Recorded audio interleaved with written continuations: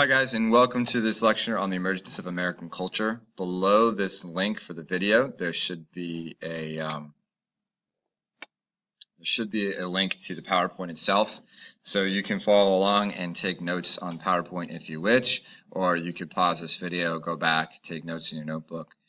It's up to you, but having access to the video does allow you to kind of work at your own pace.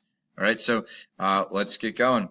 Our purpose here, our big idea, is that the English colonists frequently challenged authority, which helped create an American identity. And because that is one of our key themes here, American identity, we're going to try to prove at the end of this how challenging authority helped create some sense of being American. So first we're going to start with just a little review of some of our New England dissenters. We know that Massachusetts was established as a perfect Puritan society, and that pretty much represented New England with the exception of Plymouth Colony early on. But within Massachusetts, there were some people who dissented or disagreed with Puritan rule. First person to do that was Anne Hutchinson in 1636. She challenged Puritan church leadership. Her question here related to predestination. If God decides whether or not we go to heaven or hell, not human action, then why do we really need to listen to our church leaders? In Massachusetts, that was a big deal because the church leaders were the government. So here is Anne Hutchinson, first of all, a woman, a second-class citizen, questioning the need for church leadership in the colony. And so for questioning this and challenging the social structure of New England and the church in New England and Massachusetts, she was banished. She first went to what became Connecticut, and then later on went to New Amsterdam, which became New York. And she was not allowed back in Puritan Massachusetts. Our second English dissenter would be Roger Williams, not long after Anne Hutchinson.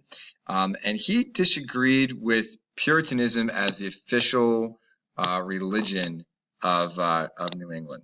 So he wanted to see that in New England, he thought that in Massachusetts, he thought that you should be able to be whatever religion you wanted. There were people coming from England that weren't Puritan and settling in the colonies, and he thought that they provided, a valuable asset to the colony. When the Puritan church disagreed with him, he left and he established Rhode Island, and a place where one of the key parts of Rhode Island was practice any religion. So this is where we start to see the beginnings of free religion in the New World. And it doesn't start in Massachusetts, but it does start in New England in Rhode Island. And finally, we have Thomas Hooker, who, again, there's this theme here, disagreeing with church leaders governing in Massachusetts. And he has this governing piece here. There was no elected church official. There were just ministers who kind of rose to the ranks and were kind of appointed in a way by the older people in the congregation as to governing the church, and they were the leaders of Massachusetts. So Thomas Hooker, again, disagrees. He's banished. He moves to the Connecticut River and creates a colony called Connecticut. And in Connecticut, with his followers and people that agreed with him, wrote this document called the Fundamental Orders of Connecticut.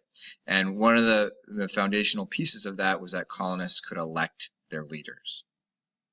So we have three New England dissenters, all dissenting for different reasons, all challenging authority, and all contributing in some way to what we consider an American identity. With Thomas Hooker, we have this idea that we elect leaders, and with Roger Williams, we have free religion, and the same thing with Anne Hutchinson, free religion, that you shouldn't have to be forced into one church or another. So we're going to go on to dissenters in the South now and look at Bacon's Rebellion in 1767.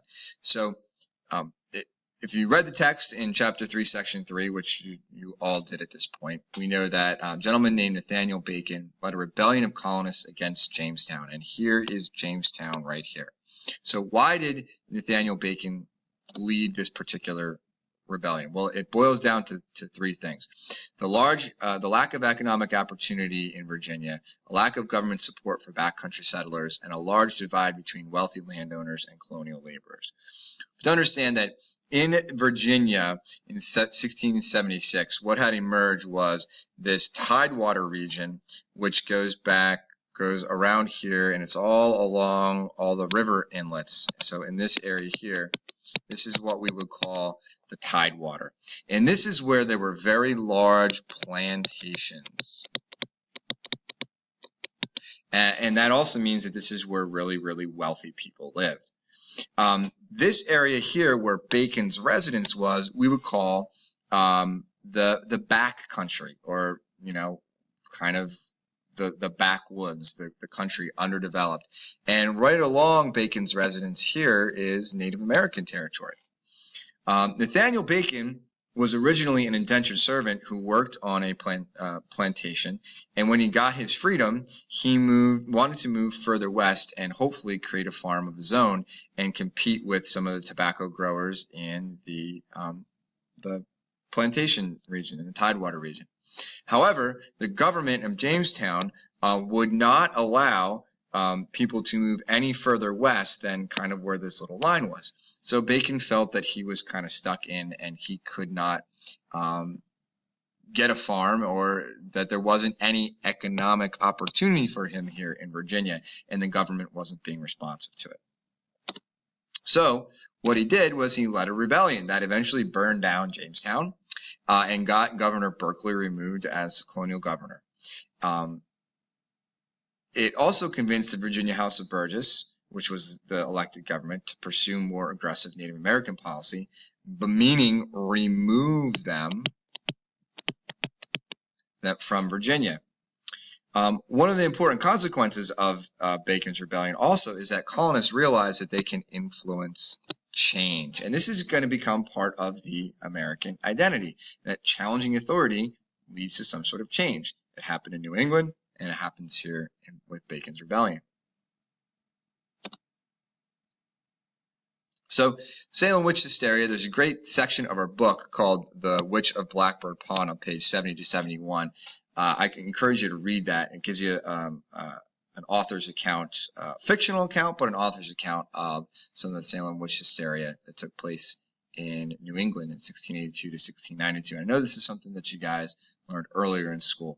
But why witch hysteria really is the question. So from 1682 to 1692, there were dozens of people in Salem County, which is not far from Boston, accused of being witches. And in the Puritan community, being a witch, being convicted of being a witch, was punishable by death. So this was a big deal.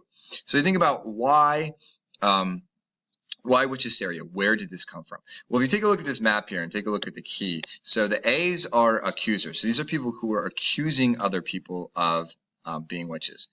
The W's are an accused witch, and the D are defenders. They are people that defended the accused and say, no, they're not really a witch, even though they were accused by someone. Okay? So if we look at this map over here, we notice that, and we have this line drawn here, because this is Salem town,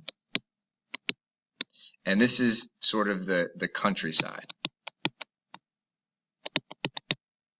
Okay, so back here, this is where you would have all your farms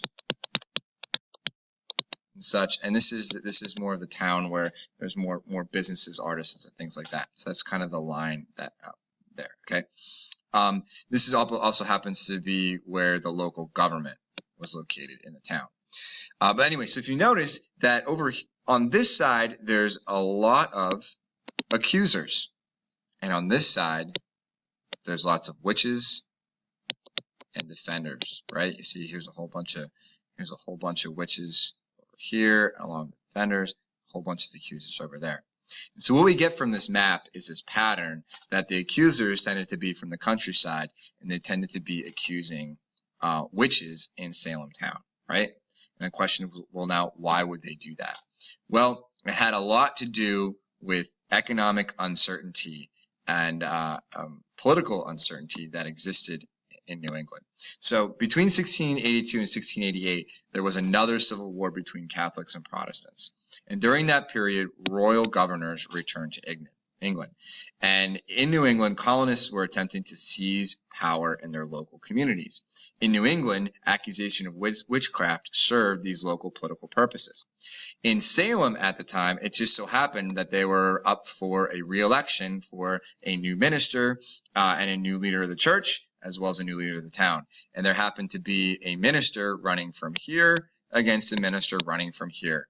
And so one of the things that people started to do was accuse the minister and people from this area of being witches so that they simply couldn't vote for the person that they were supporting. So witch hysteria kind of served these political purposes in New England. The result was that the Puritan Church lost a lot of influence in Massachusetts Assembly. And New England began to enforce price and wage regulations to create more equal economic classes and reduce tensions between rich people and poor people who were competing in Salem County and in Massachusetts.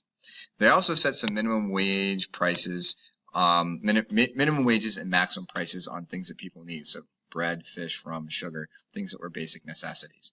So the results of this particular dissension, which would be the people here, the accusers were the dissenters, right? Accusing these people of being witches. The particular result of this was kind of a shift in political power and some laws that are designed to create more equality, right? Which is something that, which is a trend that we're going to see develop in the American identity. This idea of equality and fairness. Even though it's not always displayed, it's an idea that people talk about a lot, okay? So, as we go through this, so what evidence do we have to prove that English colonists frequently challenged authority, which helped create the American identity? Take a look at what you wrote down, go back and listen to this again, and see if you can think about, first of all, examples of people challenging authority, and then ways in which this affected American identity or American culture. And we're going to talk about this in class tomorrow and use some of these ideas with some primary sources. So thanks for watching, and we'll see you later.